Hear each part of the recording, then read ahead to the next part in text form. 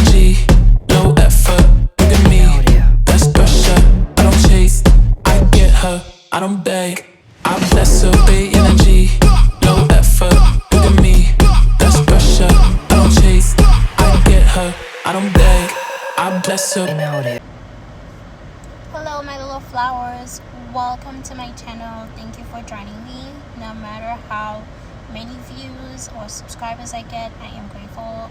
This is just for fun, and it's a bit of like my little diary, just looking back and making videos, and later on I will look back and see how I remember my life and what I was doing back then, you know. So like promised for my other video, I'm going to talk about my experience as a hospital corpsman, my journey. So I started my journey March 2019. I went to boot camp, and I graduated boot camp sometime in May. From there, I went to San Antonio, Texas as my first month as a hospital corpsman. So it was from May 2019 to September 2019.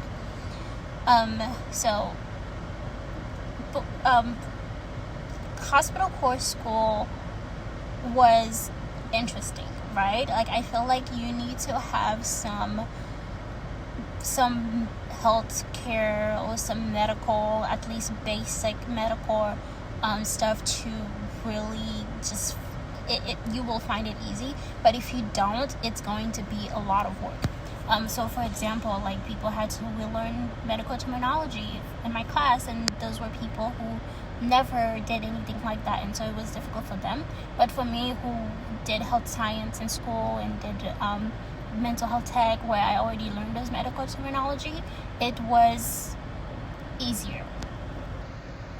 The school itself wasn't just about memorizing like the details. I mean, sure, you did have tests that you had to study for, but it was also about doing the skills.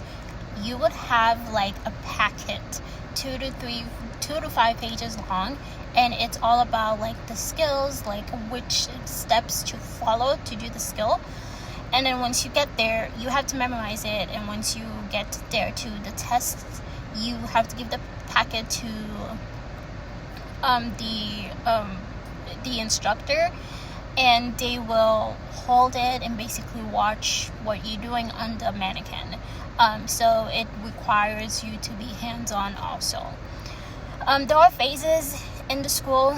It was like, I remember maybe like 3 phases, I think.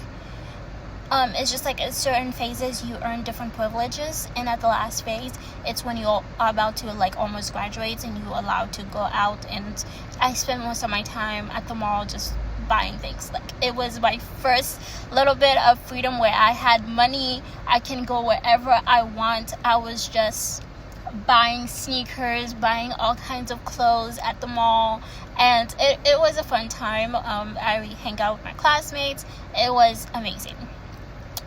So I graduated core school sometime in September, I think, and then I went on to my first command. So in core school, they tell you, oh, if you're like the top of your class, you get to choose. But people were getting Spain, Italy, and they were not the top of the class. And so I'm like, something fishy is going on here. Anyways, it's in the past now. I ended up getting Jacksonville, Florida. I'm from Florida, so I felt like it was okay. I didn't hate it. I didn't like it. It was just meh, you know. I'm glad though that I did still be able to see my family, and I still hang out with my bestie that was going to college in Florida, so that was fun. And so after my transfer to Jacksonville, Florida, and between my transfer you get to take leave and go on and see your family. So I went and see my parents, and then I went to my command up in Jacksonville. The command, my first ever job was to be an assistant at the physical therapy and occupational therapy clinic. So just because you're a corpsman, it doesn't mean you're going to be doing hands-on clinical skills. I've met corpsmen who are in patient admin, met corpsmen who are in human resources like myself. I will end up doing admin work. Sure, it's in the hospital, but it's not really clinical work. So as a PT assistant, I I helped out with helping the patients do the exercises, helping them get their forms right when they're doing the exercise. And then I also helped at the front desk. I help with scheduling, and I do like a lot of collaterals, which brings me to my next thing. So you have your set of jobs, that you have your set of like your actual job, your main job to do, and then you have collaterals that you have to do in the clinic, such as like, let's say, infection control. Like every collateral needs a rep. Infection control, making sure the clinic is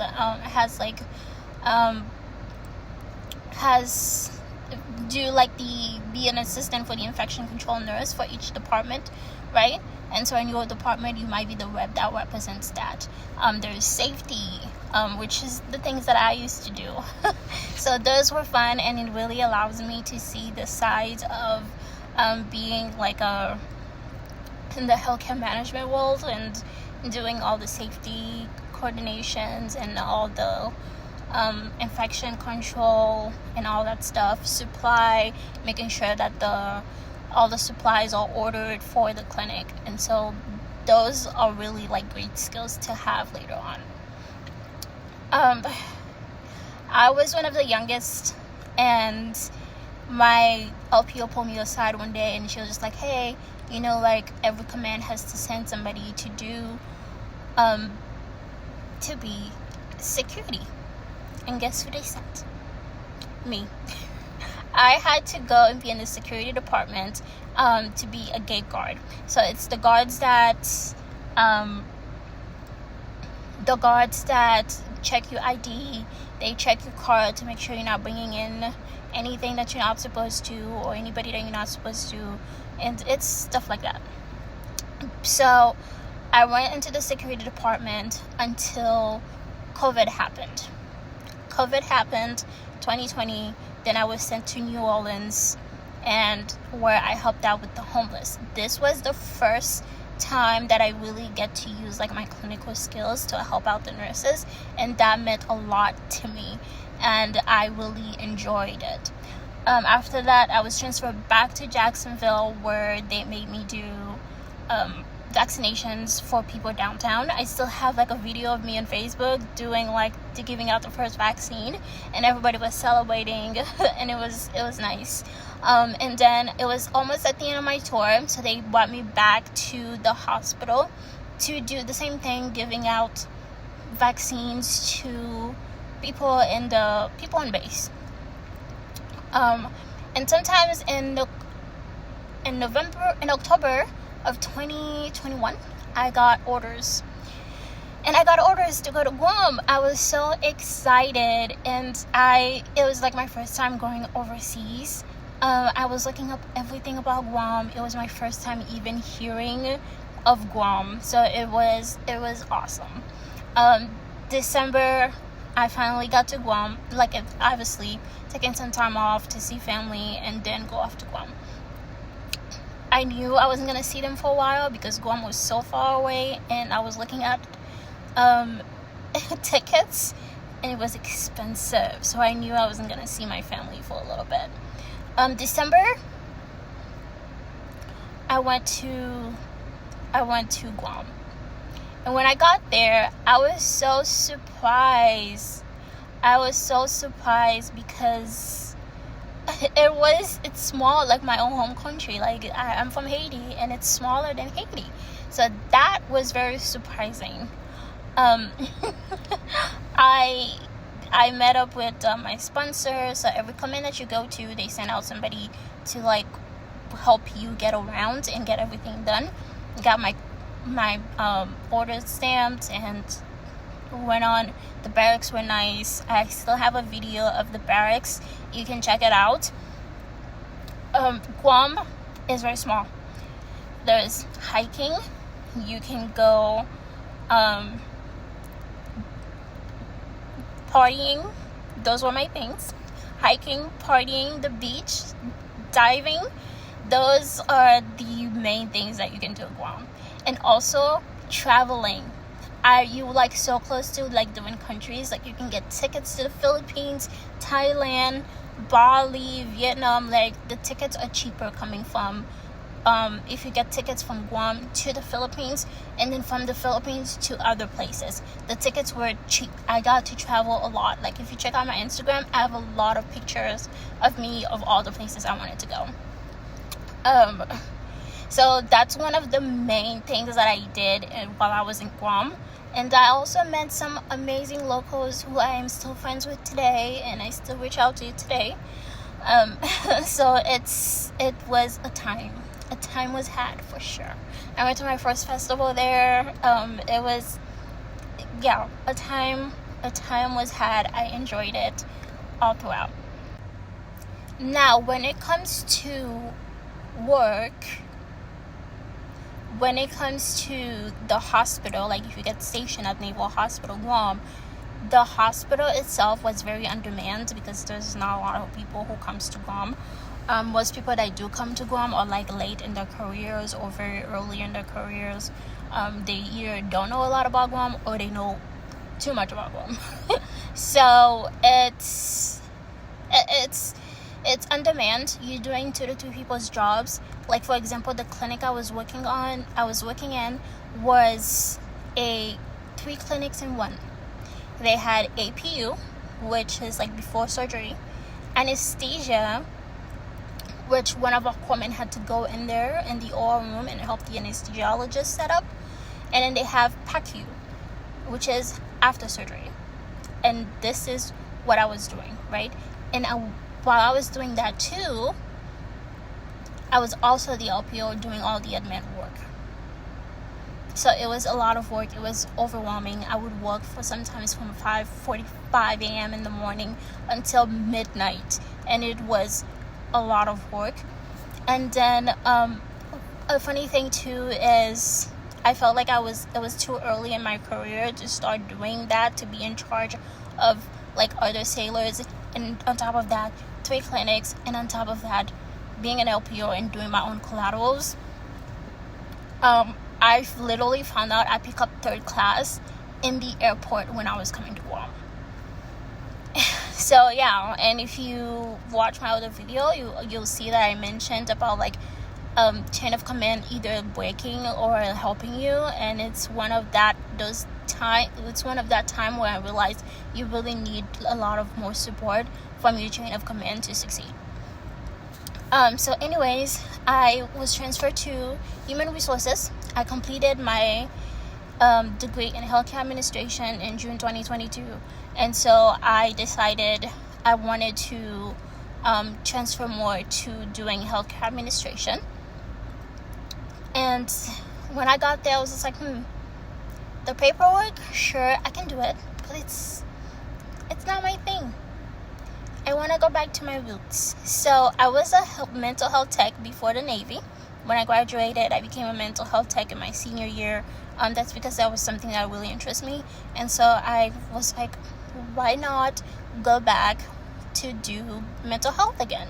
And so I got transferred to behavioral health tech at the end of my Guam career. Like the end of my Guam contract is almost over. So I find out about like the substance abuse program, and my LPO helped me put in my package to substance abuse. And so at the end of Guam, I got accepted to go to the substance abuse program. And so that's what brings me to good old California. So I went to San Diego, went to the substance abuse program, and that substance abuse program is such an amazing program. I would recommend it for any sailor, because it really, for you to be a substance abuse counselor, it's hard. It you have to do those process groups and process your own trauma, because once you get out there into the command, you're going to need to help people process their trauma. And you cannot be a person that hasn't processed your trauma yet and then bring in your own trauma into the group. Like, you are here to help people and not doing your own therapy, right? And so processing your own trauma and relieving that was very difficult for me, and I felt like it brought up things that I forgot about. And although I enjoy my career as a substance abuse counselor, I felt like I was fulfilled. It was hard mentally, and so it brought me in some physical things, and it brought me back to where I was like contemplating of getting out of the Navy, because I spent most of my 20s in the Navy and felt like I needed a change. And that's what brings me out. And after 6 years, I decided to get out of the military and just find something else. And so right now, I am finishing my master's in healthcare administration. I'll be done in July. And then I'm a double major. I'm also working on my master's in social work. My goal is to continue get training and understand both sides of doing the admin side and also the clinical side. And I felt like I've already had some experience, but I just need more training and more of the formal schooling. So this is where I'm at today. This has been like my career, like my 6 years long career. I really enjoy being a hospital corpsman. It really finalized the decisions for me of staying in the healthcare field, but also teach me which field in healthcare I wanted to stay in. You know, like from the PT side to like immunization, like all the little departments that I went to, it really showed me I really love working in mental health, and that is the field for me. So if you decide being a hospital corpsman is for you, understand that as a quad zero is a basic hospital corpsman, which means you don't have any other tech job. That's when you graduate course school, right out of course school, and 2, you can get any tech jobs, right? So the way it works, some people after graduating course school, they go straight into tech jobs, and during your the list of commands that they're gonna tell you is available, they will tell you what tech jobs are available. Like some people I graduated with ended up going to optometry school, and that's their job. Some people that I graduated with ended up going straight to like Spain, overseas. Or some people like me, you spend a couple of years being a hospital corpsman, a basic hospital corpsman, or quad zero, and then later on you can send a package to whatever tech school you want to go to. You can go to lab tech, x-ray tech, respiratory tech. Like there's so many C schools that you can do.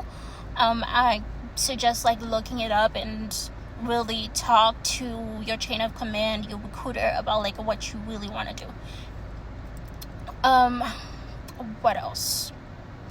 And I think like as a corpsman, it really sets you up to have a career outside, right? And so even if you don't have a tech school yet, you can still go on Navy Cool, whatever job that you're doing. I know some corpsmen who were working at MSU, like the multi-service unit, they were doing nursing skills, and they were able to challenge the LPN license.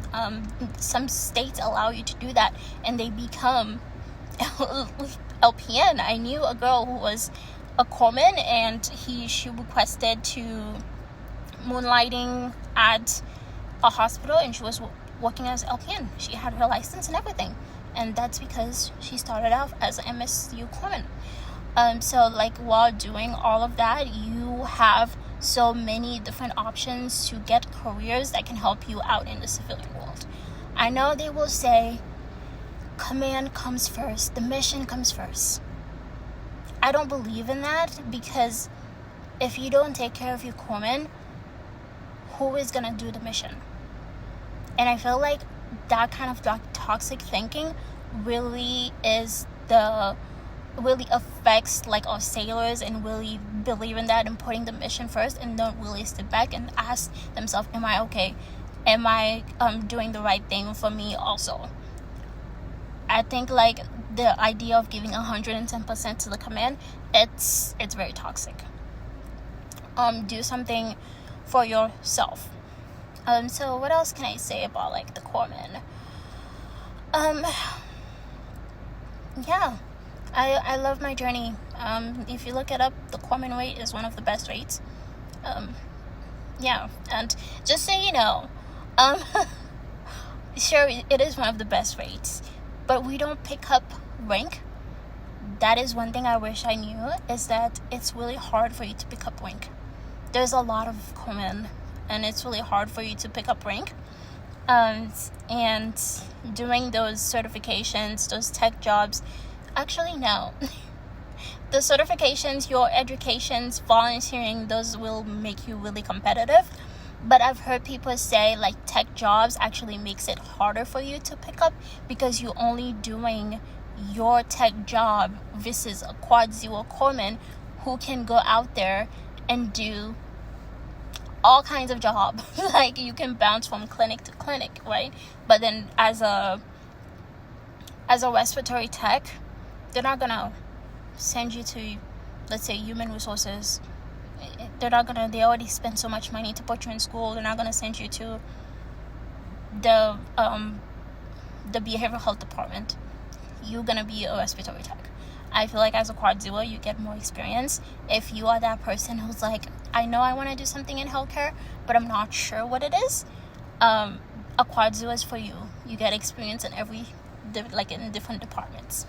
So yeah, there are people who spend like 5-10 years as a HM3 and never pick up HM2, because it's hard for you to pick up as a corpsman. So just keep that in mind. So yeah, this is all I have to say as my 6 years as a hospital corpsman, my hospital corpsman journey, what I know about it. If you guys have any questions, I will put my Instagram, TikTok, and you can comment down below if you have any questions. Thanks for watching, my little flowers. Take care of each other. Bye bye.